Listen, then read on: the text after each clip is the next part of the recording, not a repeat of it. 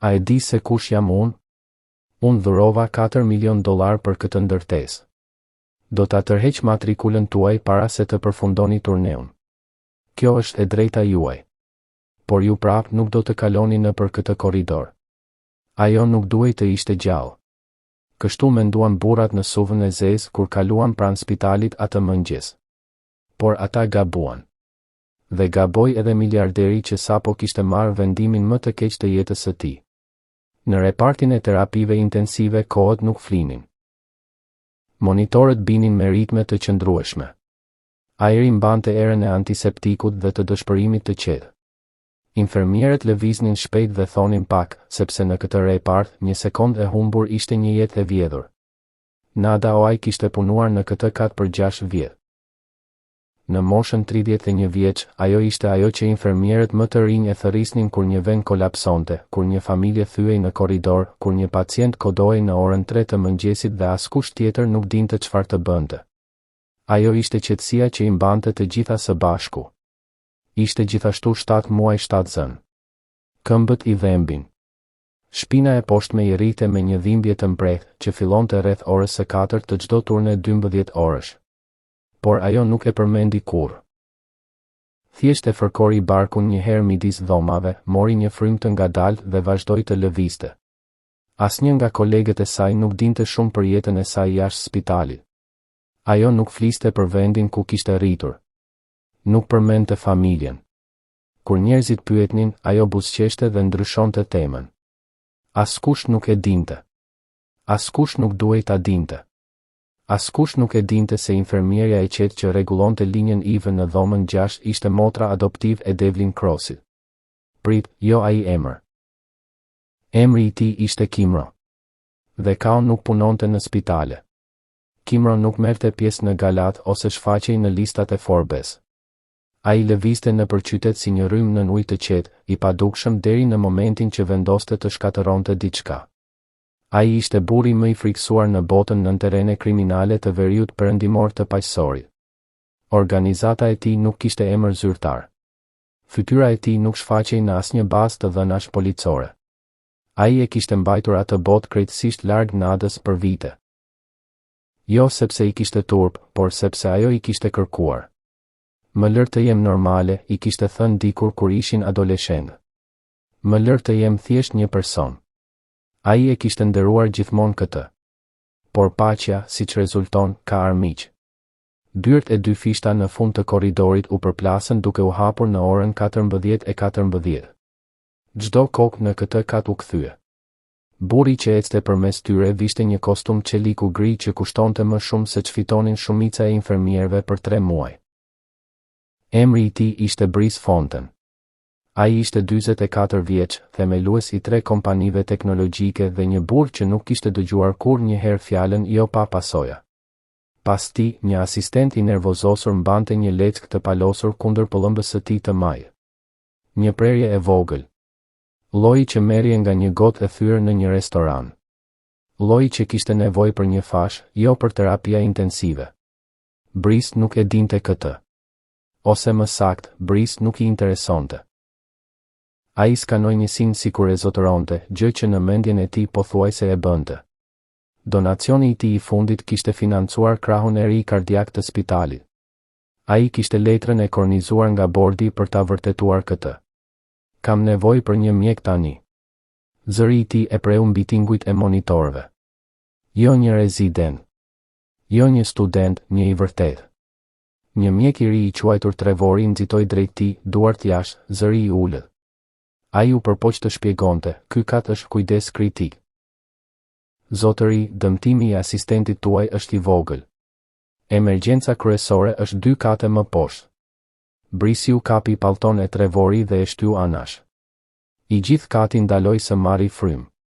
Brice hapi përpara, duke u drejtuar drejt një dhome ku një burr 67 vjeç po shërohej pas një operacioni në zemër të hapur. Syt i skanonin për një krevat bosh. Një infermiere që mund ta komandonte. Kushtoi që do të bënte thjesht atë që ai thoshte. Nadia doli nga dhoma 6. Ajo nuk u nxit. Ajo nuk e ngriti zërin. Brice ndaloi së ecuri.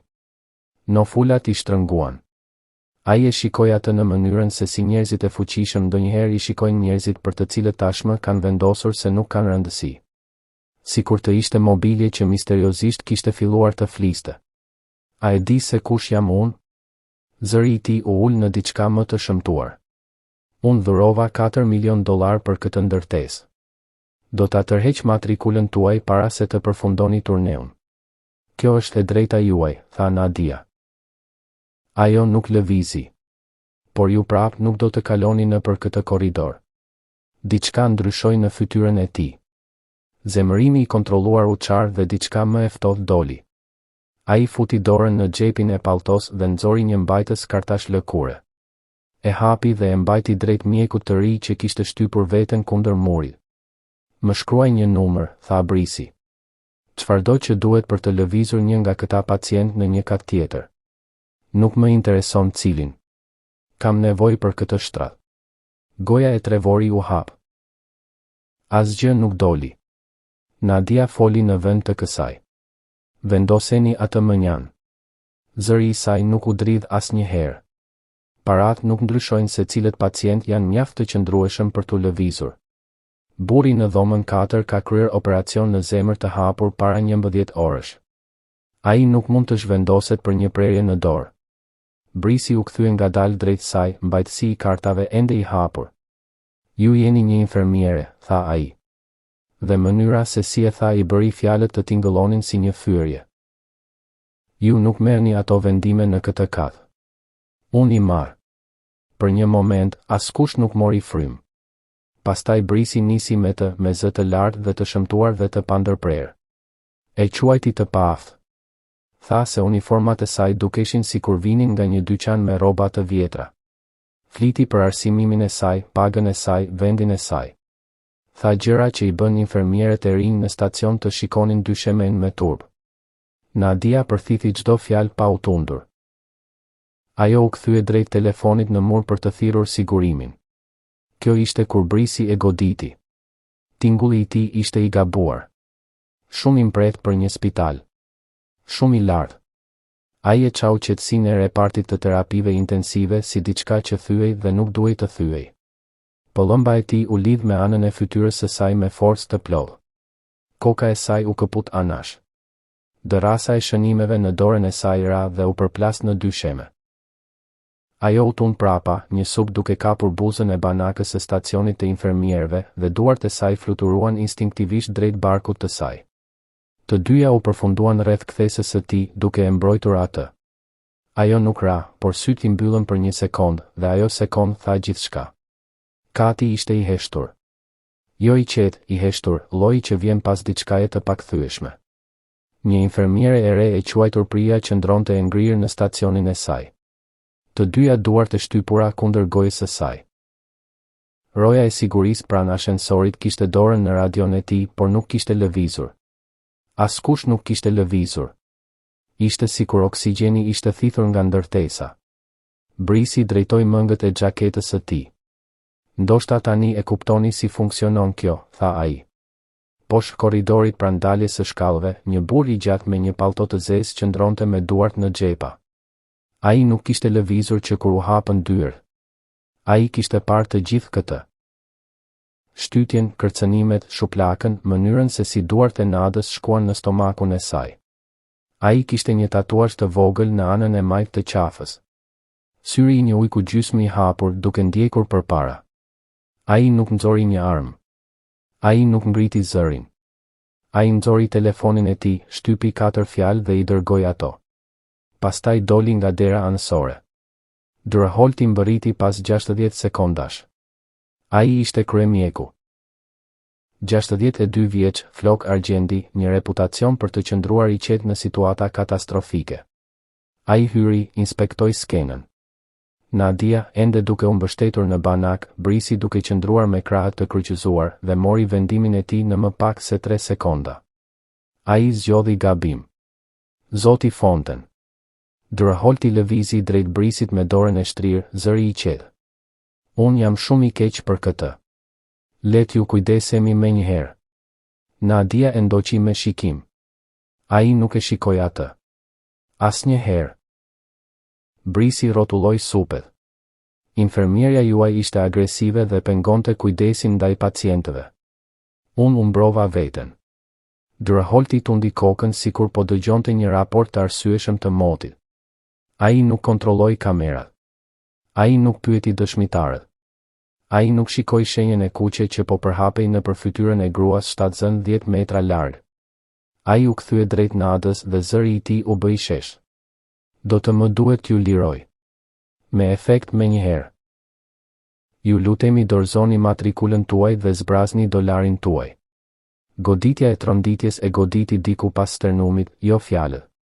Ajo kishte pritur për gjysmë fjalët në momentin që Holti kaloi nëpër derë dhe nuk u informua për të së pari.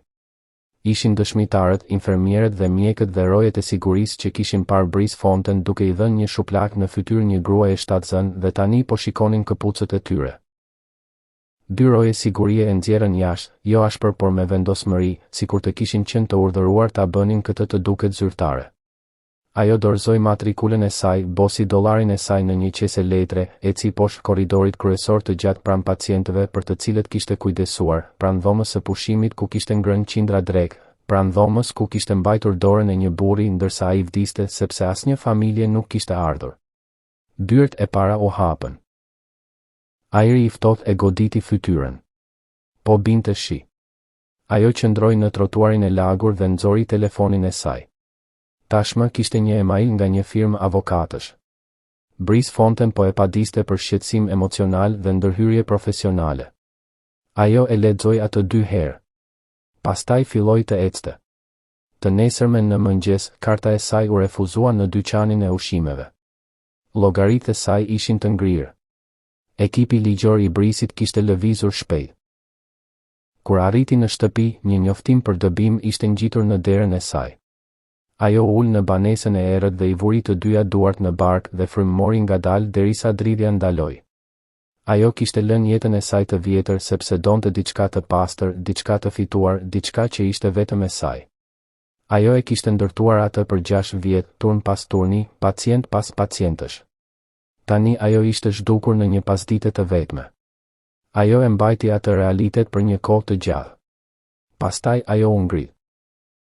Shkoi në dollapin e dhomës së saj të gjumit, lëvizi një pirg kutive dhe gjeti kutiun rezistent ndaj zjarrit pas tyre. Brenda tij ishte një telefon që ajo kishte karikuar një herë në vit, thjesht për çdo rast. Për çdo rast kishte ardhur. Ajo thiri një numër që kishte memorizuar një dekadë më parë. Kaimo u përgjigj në ziljen e parë. Ai tashmë e dinte. Ai kishte qenë në korridor. Ai kishte parë shuplakën në kohë reale. Kishte parë duart e saj duke shkuar në stomak. Kishte parë kryemjekun duke zgjedhur një donator mbi infermieren e tij më të mirë. Ai kishte dalë nga ajo derë anësore jo sepse nuk I interesonte, por sepse Nadia e kishte bërë të premtoj vite më parë që ai kur nuk do të vepronte nëse ajo nuk kërkonte. Ai kishte kaluar 22 orët e fundit duke pritur. Kur zëri I saj erdhi përmes telefonit, I qetë dhe I thyrë në skajet, ai I mbylli sytë.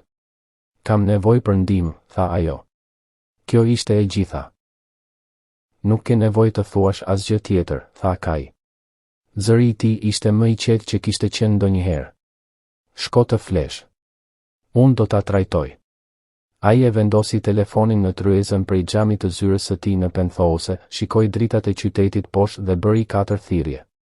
Deri në mëngjes, problemet e Brice Fontaine'it tashmë kishin filluar. Brisi e mori vesh gjatë darkës.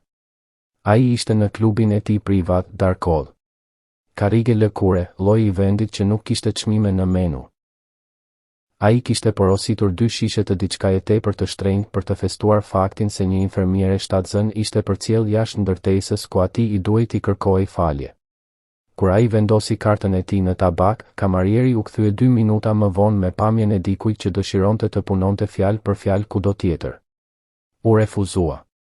Brisi rëmbeu kartën, thiri bankierin e tij. 6 thirrje të humbura tashmë në telefonin e tij. Aksionet e kompanisë së tij kishin rënë 19% në 3 orët e fundit. Llogaritë e tij jashtë vendit, 3 prej tyre në jurisdiksione të zgjedhura posaçërisht për privatësinë e tyre, ishin bosh. Jo të tërhequra, thjesht bosh sikur parat nuk kishin qenë kurrë aty. Pastaj shefi i sigurisë së tij mori një mesazh tekst. Brisi e pa burrin duke e lexuar atë.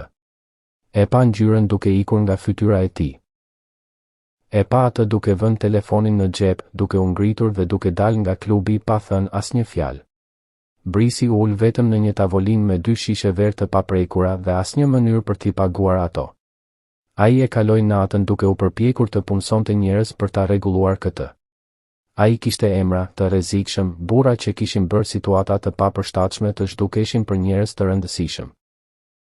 Ai u takua me të parin në një garazh parkimi në mesnatë, rrëshiti një çantë me para urgjente në kapuçin e një makine dhe i tregoi atë që kishte gjetur në kutinë e postës kur arriti në shtëpi. Një zarf i zi i mbyllur me dyll të kuq të errët me vulën e figurës së një syri ujku. Burri e shikoi zarfin për një moment të gjatë. Pastaj e shtyri parat prapa, u ngjit në makinë dhe u largua. Rregulluesi i dytë as nuk u ul. Ai pa vulën dhe tundi kokën para se Brisi të mbaronte së foluri. I treti, një burr me një hund shumë të thyer dhe një reputacion për të marrë çështje që askush tjetër nuk i prekte, pa vulën, pa Brisin dhe tha me zë të ulët, ju e keni goditur dikë që nuk duhej ta prekni. Nuk ka askënd në këtë qytet që do ta marrë këtë punë. Jo për asnjë shumë parash. Pse? Kërkoi Brisi. Burri e shikoi atë me diçka midis keqardhjes dhe neverisë. Sepse kushto që dërgoi atë zarf nuk negoci. Brisi nisi për aerodromin e tij privat në orën 2 të mëngjesit.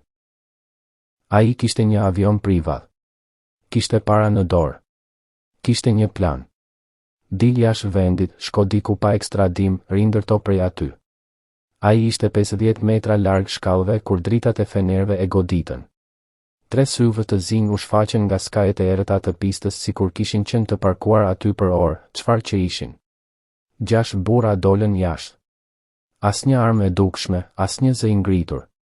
Thjesht i morën krahët, i vunë një thes mbi kokë dhe e ngjitën në makinë. Kur e hoqën thesin, Brisi ishte gjunjëzuar në një dysheme të ftohtë prej mermeri. Dhoma ishte e stërmadhe dhe pothuajse krejtësisht e errët, përveç dritës në fund të një tavoline të gjallë. Duke ulur atje me një filxhan çaji dhe një shprehje krejtësisht të qetë, ishte burri nga korridori i spitalit. Tatuazhi i syrit të ujkut ishte qartësisht i dukshëm në qafën e tij. Ka e vuri filxhanin më tokë dhe e pa Bris fonten. Dhe mënyra si e pa ai ishte si mënyra se si dikush shikon një problem që tashmë e ka zgjidhur. Instinktet e Brisit u kthyen në agresion. Ishte mjeti i vetëm që ai ndonjëherë kishte pasur vërtet. Unë kam lidhje në nivel federal, tha Brisi, zëri i tij çar pak. Ju nuk e dini me kë keni të bëni. Ka i rëshiti një tablet në për tavolinë. Ajo u ndal pikërisht përballë gjunjëve të Brisit. Në ekran ishte regjistrimi i sigurisë nga reparti i terapive intensive. Rezolucion i plot me vulë kohore. Tregoi gjithçka. Shtytjen, britmat, shuplakën. Duart e Nadës duke shkuar në stomak, rojet duke e nxjerrë jashtë. Drahol duke tundur kokën si një burr që i thuhet lajme të mira. Brisi e ndoqi atë me shikim. Kai nuk tha asgjë për një moment të gjallë. Pastaj, ti mendove se ajo ishte vetëm. Zëri i tij ishte aq i qetë sa Brisi u detyrua të përqendrohej për ta dëgjuar. Ti mendove se askush nuk do të vinte. Ai u përkul pak përpara. Ajo më ka mua. Një avokat doli nga hijet me një pirg dokumentesh. Kai shpjegoi kushtet pa emocione. Çdo pasuri, kompania, pronat, mjetet, patentat, paratë e urgjencës që tashmë digjeshin në një fuqi në cep, të transferuara menjëherë. Çdo qindark do të shkonte në një fond ligjor për nënat e vetme me të ardhura të ulta në qytet. Donacioni ishte i strukturuar posaçërisht në mënyrë që të mos mund të kthehej kur mbrapsht. Çanta e ushtrimeve me para që Brisi kishte sjell në aerodrom, tashmë ishte mbledhur. Brisi qau gjatë nënshkrimit. Lot të vërtet, lloji që vjen jo nga faji, por nga shikimi i fuqisë që largohet nga duart e tua për gjithmonë. Kur ai mbaroi, burrat i vunë përsëri thesin mbi kokë. E vozitën për 20 minuta. Kur e shtyn jashtë automjetit, ai u përplas në asfaltin e lagur dhe u rrotullua 2 herë para se të ndalte. Ai e grisi thesin nga koka dhe pa lartë. Shenjat e hyrjes së urgjencës së spitalit. E njëjta ndërtesë. Ai ishte në parkingun ku Nadia kishte qëndruar në shi, duke mbajtur një çantë letre me pasuritë e saj, sapo i kishte hequr punën e vetme që kishte dashur ndonjëherë. Brice Fontaine u ul në shi me asgjë përveç rrobave në trup. Dhe pastaj erdhën makinat policore sepse ndërsa ai kishte kaluar javën duke fjetur në rrugicat e qytetit, Kai kishte dërguar regjistrimet e mashtrimeve financiare të Brisit në 3 agjenci të ndryshme federale. Shmangje taksash, përdorim i keq i fondeve, mashtrim elektronik. 10 vjet të dokumentuar në mënyrë perfekte, dërguar anonimisht. Oficerët dolën. Brisi nuk iku. Nuk kishte ku të shkonte. Dielli i mëngjesit po hynte nga dritaret e mëdha të suitës private në katin e 7. Dhoma ishte e ngrohtë dhe e qetë, lulet në pragun e dritares, dritë e butë, tingulli i frymëmarrjes së një të porsalinduri. Nadia mbante vajzën e saj kundër gjoksit dhe shikonte jashtë dritares në qytet. Vajza e saj kishte hundën e gjyshes së saj dhe një kokë plot flokë të zinj dhe mushkëri që i kishin njoftuar ardhjen e saj të gjithë katit. Ajo ishte perfekte. Kai qëndronte pranë derës me duar të palosura. Duke parë mbesën e tij me një shprehje që Nadia nuk kishte parë kurrë më parë në fytyrën e tij, diçka e hapur, e papërgatitur, njerëzore. Ai e kishte blerë këtë spital 4 muaj më parë, në heshtje përmes 3 kompanive ndërmjetëse. Bordi nuk e dinte se kush e zotëronte derisa dokumentat u finalizuan. Pastaj e dinin dhe pastaj Holti kishte dorëzuar dorëheqjen në heshtje, gjë që doli se nuk kishte rëndësi sepse pronaria e re tashmë kishte filluar të përpunonte pushimin e tij nga puna. Holti aktualisht ishte i punësuar 2 kate më poshtë, jo si mjek. Ekipi i pastrimit kishte mungesë stafi. Ndërsa Nadia shikonte vajzën e saj duke fjetur, ajo dëgjoi kërcimin e një kovë leku në korridor. Ajo ngriti kokën përmes derës së hapur. Mund ta shikonte atë duke dukur më të vjetër se sa e kujtonte, duke lëvizur ngadalë, syt poshtë. Ai kaloi pranë derës. Ai shikoi brenda. E pa atë. Ai shikoi menjëherë mënjan dhe vazhdoi të ecte. Ajo nuk e thiri pas. Nuk kishte nevojë. Ajo shikoi përsëri fytyrën e vajzës së saj. Kai kaloi nëpër dhomë dhe qëndroi pranë krevatit. Ai e shikoi foshnjën për një moment të gjatë, pastaj Nadian. Je mirë, pyeti ai. Ajo qeshi. Një qeshje e vogël e vërtet e lodhur. Po, tha ajo. Jam mirë. Ai tundi kokën një herë, sikur kjo vendosi diçka që ai kishte mbajtur për një kohë. Poshtë, në një qendër mbajtjeje federale në anën tjetër të qytetit, Brice Fontaine ishte ulur në një kostum portokalli në një stol metalik. Pasuria ishte zhdukur. Ekipi ligjor ishte zhdukur. Investitorët, bordi, antarët e klubeve që kishin qeshur me të mbi shampanjë, të gjithë ishin zhdukur. Ai kishte kaluar 44 vjet duke ndërtuar një jetë ku jo ishte një fjalë që thoshnin njerëzit e tjerë. Jo ai. Ai kishte mësuar se çfarë ndodh kur gabon për këtë. Nadia puthi ballin e vajzës së saj dhe frymëmori në ngrohtësinë e saj. Stuhia kishte kaluar. Jo sepse njeriu i fuqishëm kishte rënë, edhe pse ai kishte rënë plo. Tësisht. Jo sepse mjeku kukulli po fshinte 2 shemet, edhe pse po bënte këtë, por sepse ajo ishte këtu në këtë dhomë me vajzën e saj duke frymëmarrë butësisht në krahët e saj dhe vëllain e saj duke qëndruar në heshtje pranë derës, dhe bota jashtë nuk kishte më pretendime mbi të. Ajo kishte luftuar për një jetë normale gjatë gjithë jetës së saj. Ajo nuk e kishte kuptuar se ndonjëherë njerëzit që të duan luftojnë për të gjithashtu. Njerëzit më të qetë në dhomë nuk janë kurrë më të dobëtit.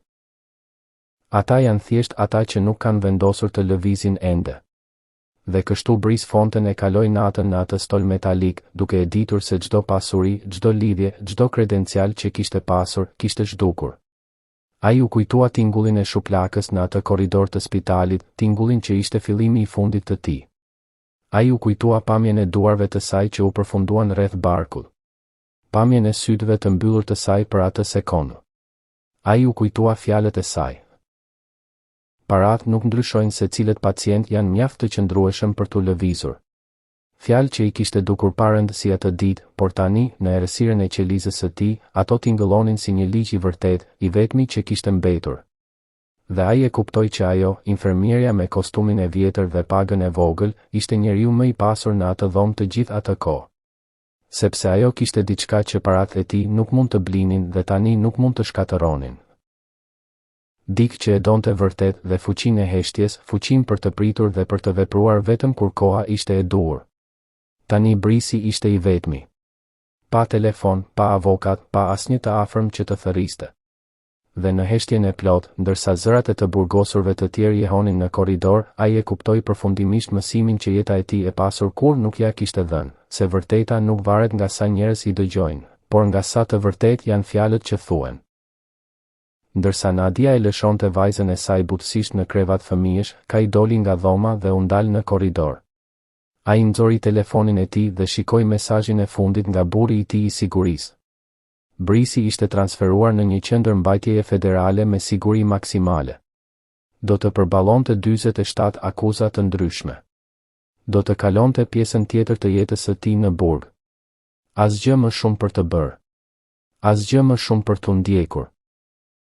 Ai e fiksi telefonin dhe shikoi përmes dritares së korridorit nga kati i 7.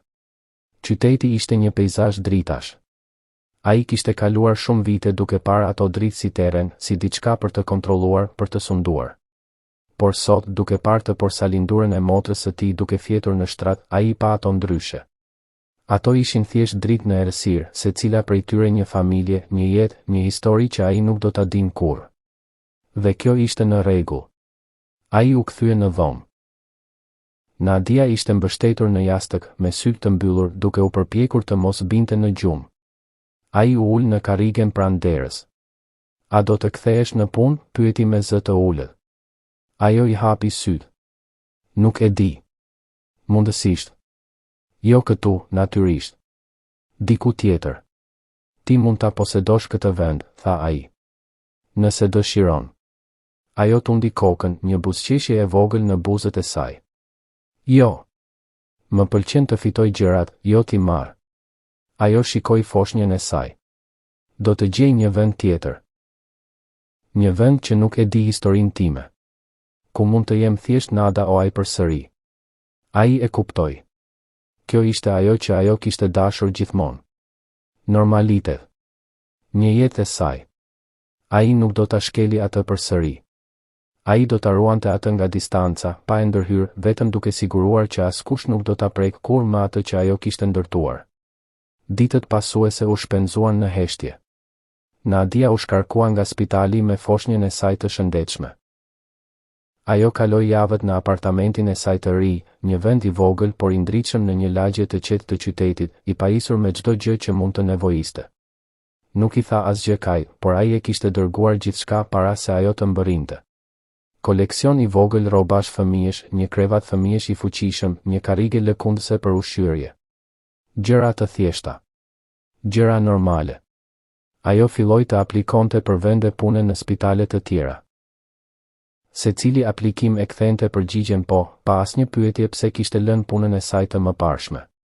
Ajo e kuptoi se Kai kishte pastruar dosjen e saj, duke bërë që pushimi nga puna të zhdukej si të mos kishte ndodhur kurrë. Asgjë nuk e pengonte më. Një mbrëmje, ndërsa ajo po ushqente foshnjën e saj në karrigen lëkundëse, dikush ra në derë. Ajo ngriti sytë. Nuk priste vizitor. Ajo ngriti foshnjën e saj në krahët e saj dhe shkoi deri te dera. Pa përmes vrimës së syrit, ajo pa dy gra të reja në prag. Njëra mbante një karrocë fëmijësh, tjetra një kuti të madhe. Nadia oaj, pyeti ajo me karrocën fëmijësh. Po. Ne jemi nga shoqata e nënave të vetme të qytetit.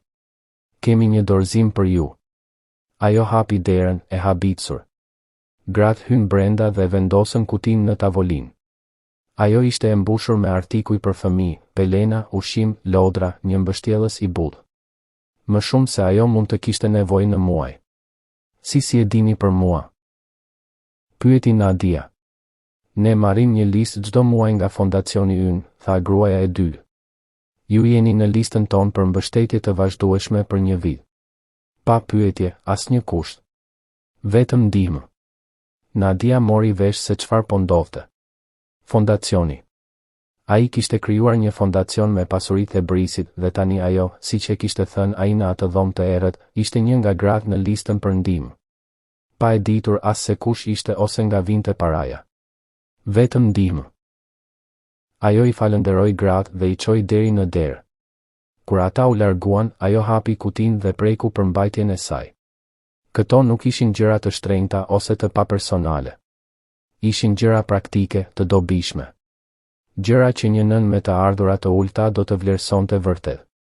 Kai e kishte kuptuar gjithçka. Ajo mori telefonin. Ai u përgjigj në ziljen e parë, si gjithmonë.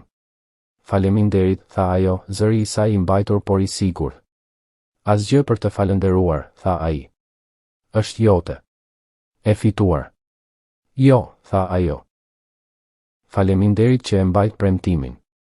Që prite derisa unë të kërkoj. Ai heshti për një moment. Nuk do ta goditja kur atë njeri, tha ai më në fund. Edhe pse e meritonte. Sepse nuk do ta bëja atë që ajo nuk donte. Por kur më thirre, ajo ishte dëshira jote. Dhe unë do ta përmbush gjithmonë dëshirat e tua. Ajo i mbylli syt, lotët duke u mbledhur në qoshet e tyre. E di. Gjumi i mirë, motër, tha ai, dhe zëri i tij kishte një butësi që askush tjetër në botë nuk do ta kishte dëgjuar ndonjëherë. Gjumi i mirë, vëlla, u përgjigj ajo dhe mbylli telefonin. Ditën tjetër, ajo shkoi për një intervistë pune në një spital të vogël komunal në anën tjetër të qytetit. Drejtoria, një grua në të 40-tat me flokë të thinjur në tufa, e shikoi dosjen e saj dhe pastaj shikoi atë. Keni përvojë të jashtëzakonshme, tha drejtoria. Pse po largoheni nga spitali i qendrës? Nadia mori një frym të thellë. Kishte një situatë. Një konflikt me një donator. Ata zgjodhen anën e tij. Drejtoria tundi kokën duke ngrirë. E kam dëgjuar atë emër. Fonten. Një njeri i tmerrshëm. Ajo mbylli dosjen. Jeni të punësuar. Filloni të hënën. Paguhemi më pak se në qendër, por kemi orar fleksibël dhe një ekip shumë të mirë. Kur Nadia doli nga zyra, ndjeu një peshk të lëshuar nga shpatullat e saj që ajo nuk e kishte kuptuar se kishte mbajtur. Ajo kishte një punë. Një punë e re, në një vend të ri, ku askush nuk e dinte historinë e saj. Ku ajo mund të fillonte përsëri. Ajo nuk e tha Kajt për intervistën. Por kur ajo u kthye në apartament, kishte një buqet me lule të bardha në prag të derës. Pa kartë. Pa mesazh. Vetëm lule. Ajo i çoi brenda dhe i vendosi në një vazo në tavolinë. Atje, midis të gjithë gjërave të reja, ato dukeshin si një premtim. Një fillim.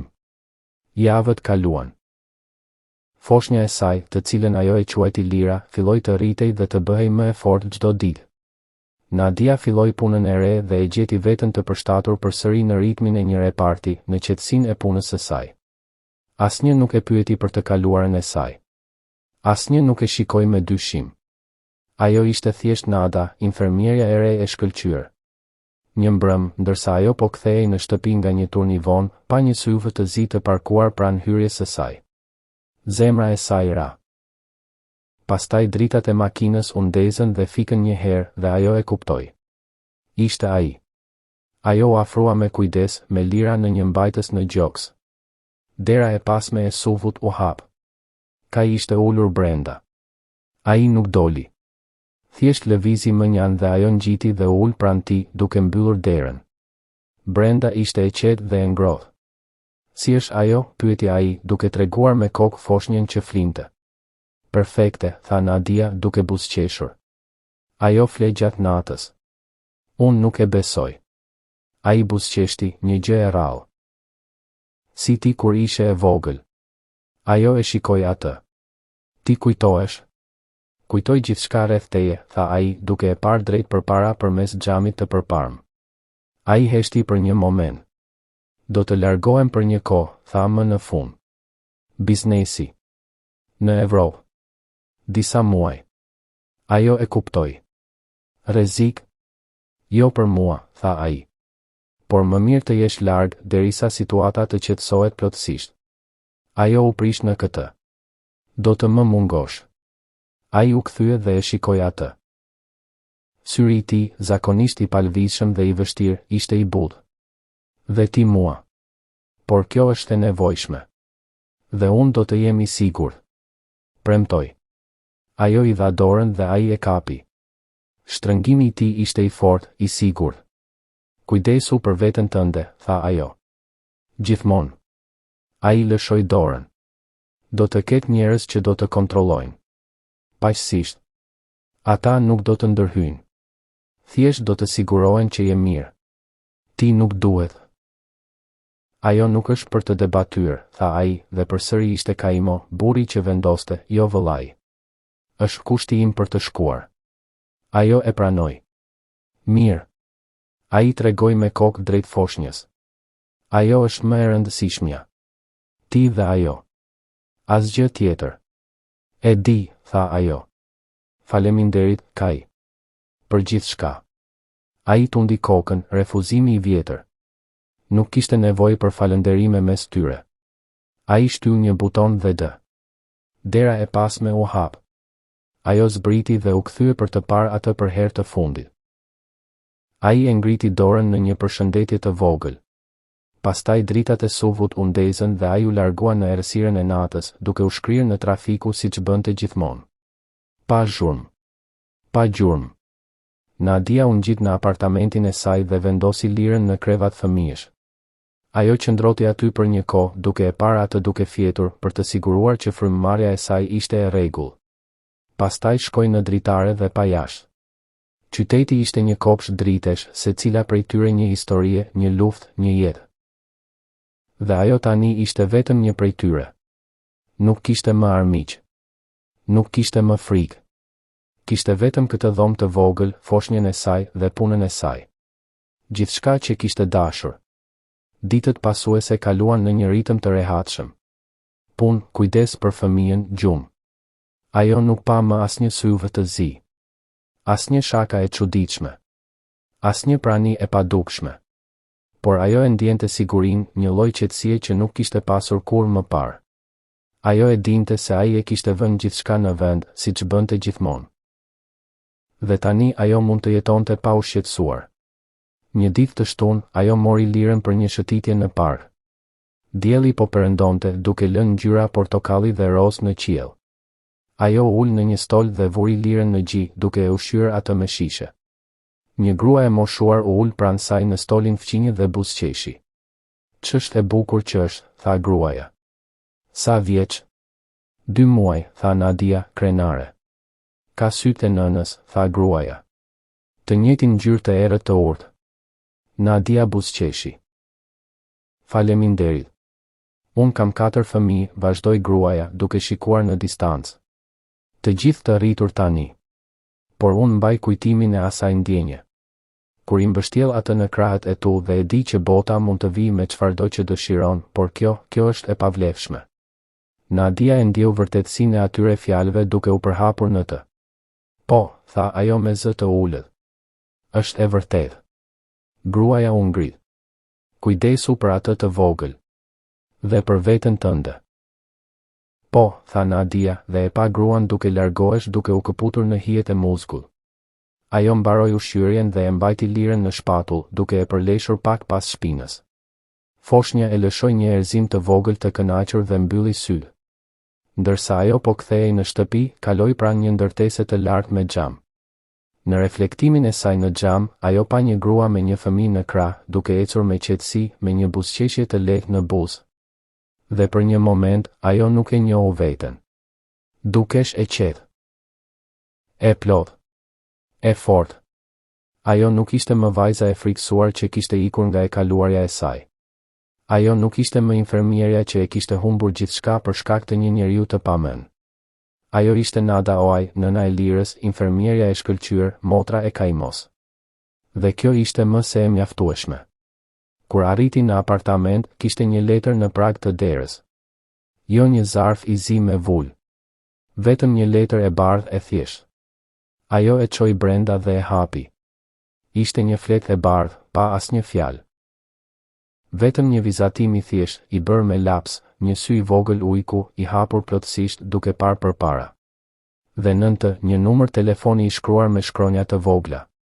Ajo e kuptoi menjëherë. Ai nuk do të përdorte më telefonin e vjetër. Do të përdorte këtë. Vetëm për urgjenca.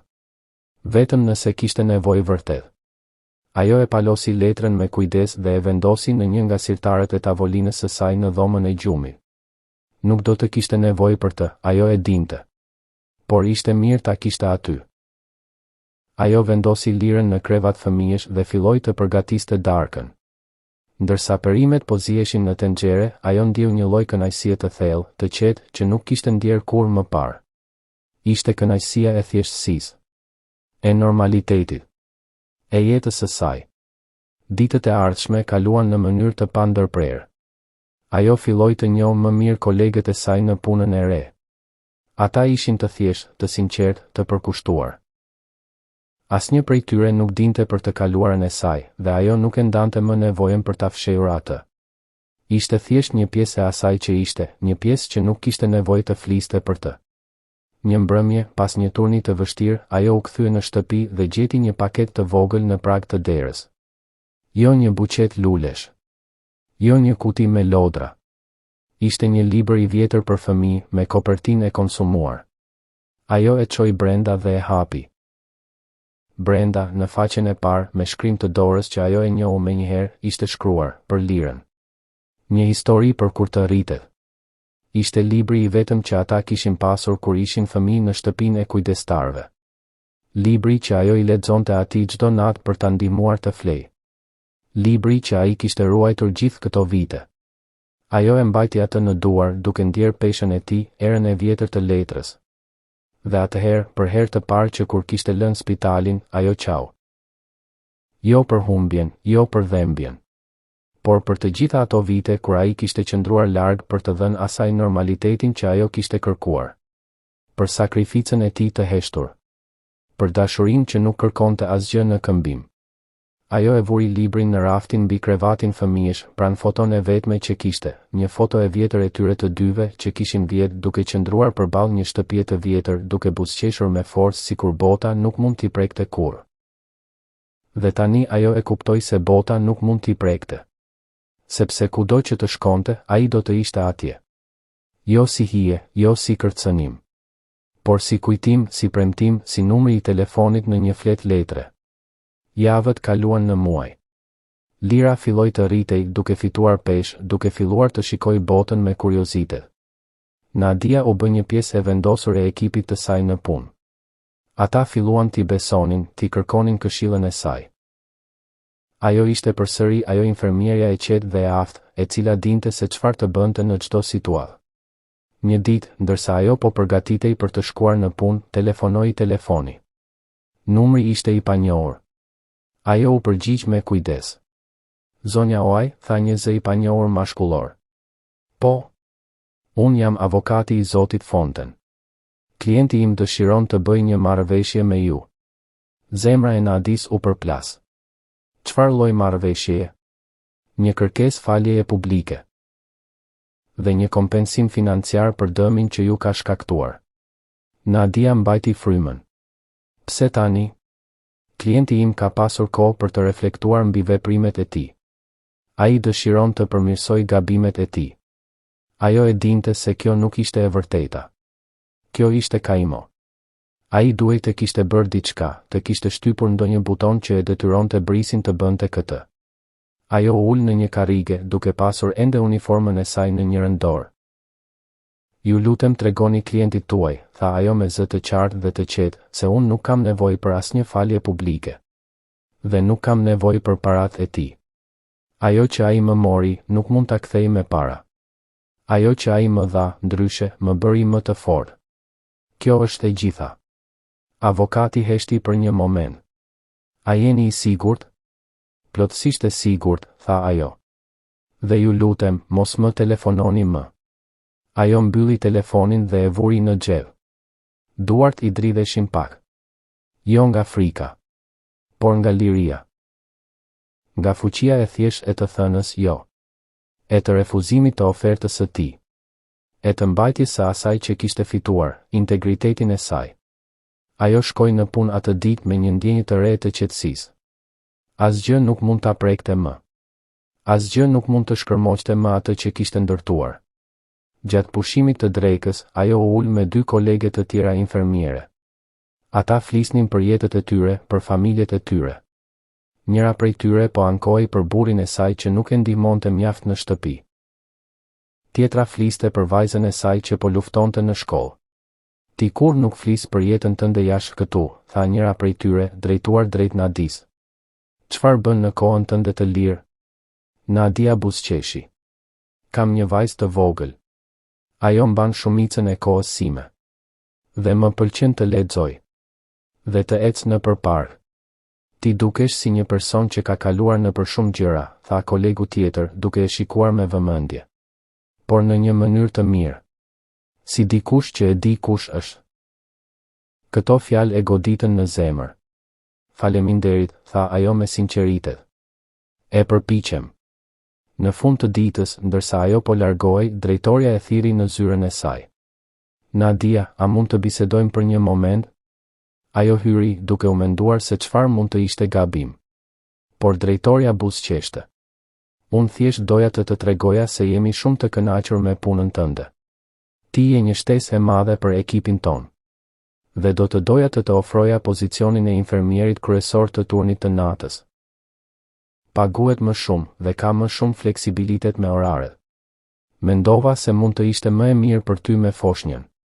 Nadia ndiu një val krenarie dhe mirënjohjeje. Kjo do të ishte e mrekullueshme.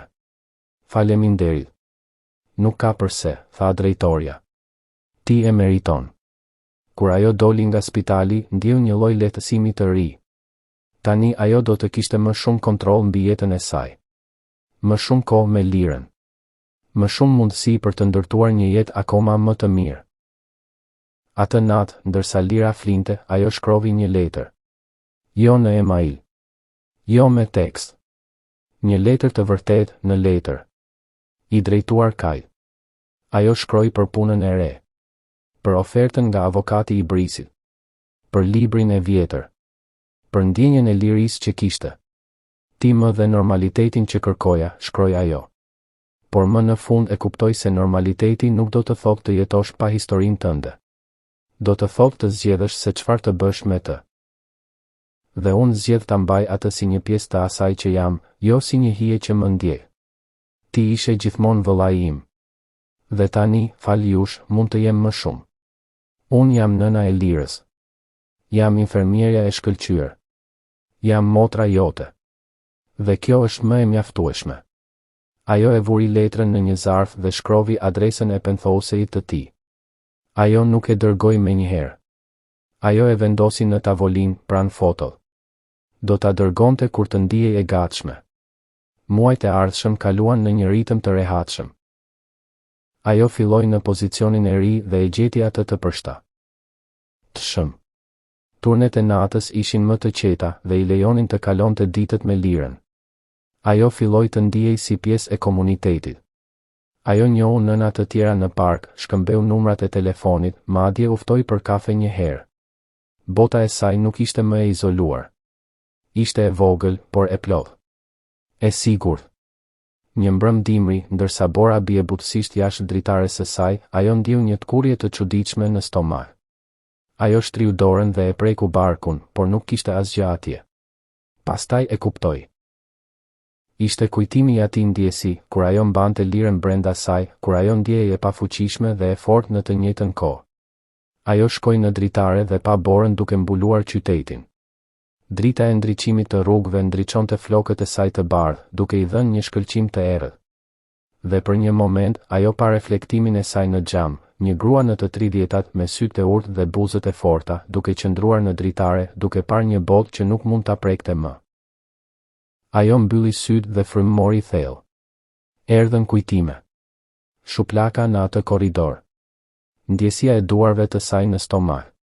Shikimi i tij kur ai e pa atë për herë të parë në krevat fëmijësh. Tingulli i britmave të Brisit. Heshtja që pasoi.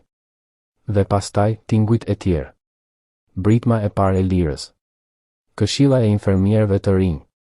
Të qeshurat e kolegëve në pushimet.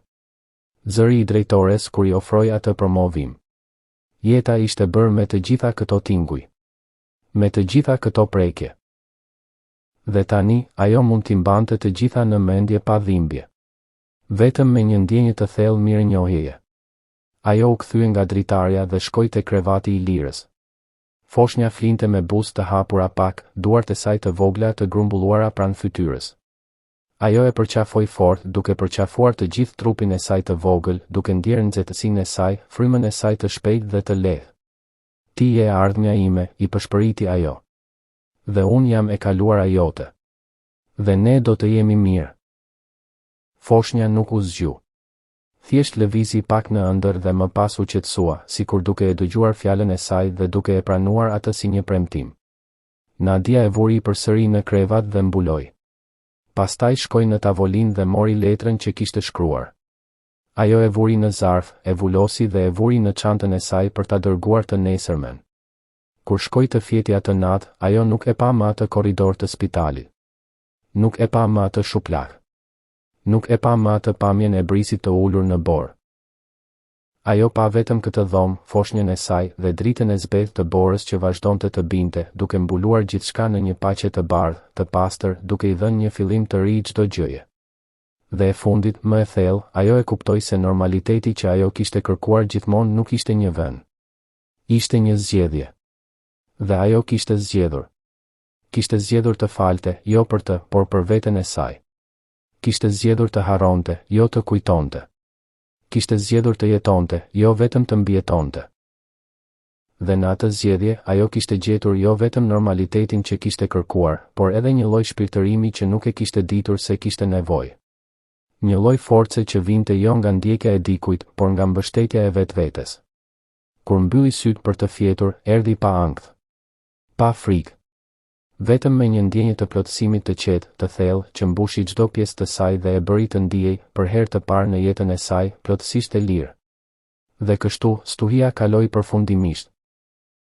Jo sepse dikush kishte fituar dhe dikush kishte humbur, por sepse ajo kishte gjetur, në mes të gjithë asaj shkatërimi, vetveten. Dhe kjo ishte fitoreja më e madhe e të gjitha. Dhe kështu, në heshtjen e një dhome të ngrohtë, me foshnjën e saj duke frymëmarr butësisht në kraharor, Nadia e kuptoi përfundimisht. Lufta për një jetë normale nuk kishte qenë kurrë për të ikur nga e kaluara. Kishte qenë për të pranuar se çdo gjërm në rrugën e saj, frika, humbja, madje edhe ajo shuplak në dritën e ftohtë të spitalit, ishte bërë pjesë e rrënjëve të saj. Ato nuk e mbajnë njeriun poshtë. Ata e rrënjosin. Jeta normale nuk ishte një vend pa memoria. Ishte drita e mëngjesit që derdhej mbi një qytet të ri, duke i dhënë një fillim të pastër çdo dite, pavarësisht se çfarë kishte ndodhur mbrëmjen përpara. Ishte mundësia për të zgjedhur pa frikë, për të dashur pa rezerva, për të qëndruar pa u lëkundur. Ajo e përqafoi vajzën e saj më fort dhe shikoi jashtë dritares. Qyteti ndriçoi nga miliona drita, secila një histori, një luftë, një jetë. Drita e saj tani ndriçonte të qetë, e fshehur në një kënd të vogël, e sigurt, e pandërprerë. Nuk kishte më armiq në errësirë. Nuk kishte më hije që ndiqnin. Kishte vetëm këtë çast, këtë ngrohtësi, këtë paqe. Ika e fortë nuk vjen nga rrahja e të tjerëve. Vjen nga vendosja për të mos u thyer. Dhe ajo, Nada Oaj, infermierja, nëna, motra, nuk ishte thyer kurrë. Vetëm ishte përkulur për një kohë, si një pemë në stuhi, për të mbledhur forcën për të rritur përsëri, më e lartë, më e fortë, më e rrënjosur. Stuhia kishte kaluar. Dhe në heshtjen pas saj, ajo gjeti jo vetëm normalitetin që kishte kërkuar, por edhe diçka më të çmuar, vetveten. Plotësisht, pa rezerva, të dashur. Dhe kjo mjaftoi.